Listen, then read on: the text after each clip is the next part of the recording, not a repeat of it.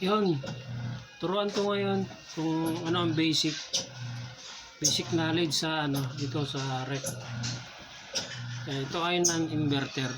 So paano malalaman kung goods pa yung ano nyo, goods pa yung compressor nyo, magtatagal pa. Ito, pasaksak na natin. So mandar na. So yung maliit yung tubo, yun yung yan, ito yung pump,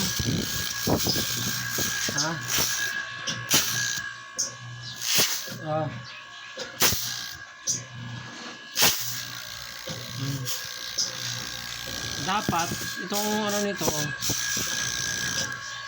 yan, malakas magbuka. Tapos kailangan ano rin,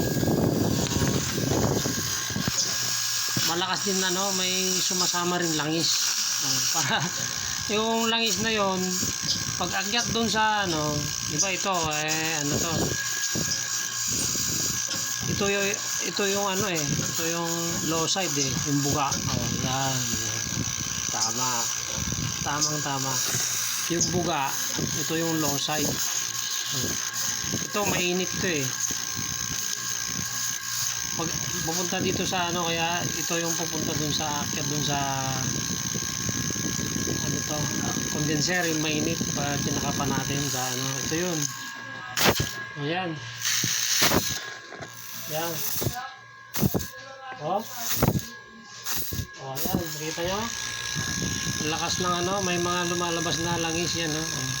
Kailangan may ganyan lumalabas, kasi yan nagpapadagdag ng ano yan. Mas malamig pa to sa preyon kaya paglabas ng preyon, di ba, iikot yan, dapat may kasamang langis, kasi kasama yan para madulas.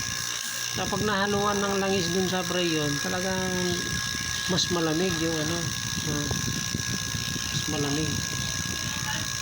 Kunwari ito yung ano, ito yung low side, yung aakyat dun sa condenser, di ba? Tapos condenser sa dadaan sa capillary, sa filter, tapos capillary, ayan, tapos pupunta sa evaporator, tapos evaporator bababa, pupunta na dito sa ano, sa high side. Ito diba, may ano dito, ayan, design, iba yung design niya iba yung design nito. Ito magkatabi, itong magkatabi na to, ito yung ano, ito yung suction, ito yung access, ito yung access valve, ito naman yung suction, access valve, ito yung suction. Tatandaan nyo yung ano nito, yung lumang ano to, yun kung ganito star nakita tayo, ito yung access valve, ayan, mas mataas diba? Siyempre yung mas mababa, ito yung higop, yan yung suction, sinasabi. Ayan, since pares silang suction, pero maglalagay kayo ng ano, dito kayo maglalagay ng ano, dito kayo maglalagay ng suction galing sa ano, evaporator. Gano'n ako ka-bright. Talagang ano yung ano ko, utak ko. Pero bago ang lahat, bago nyo sundin yung mga ano ko, yung vlog ko, magtanong muna kayo sa ano, sa mga professional, professional.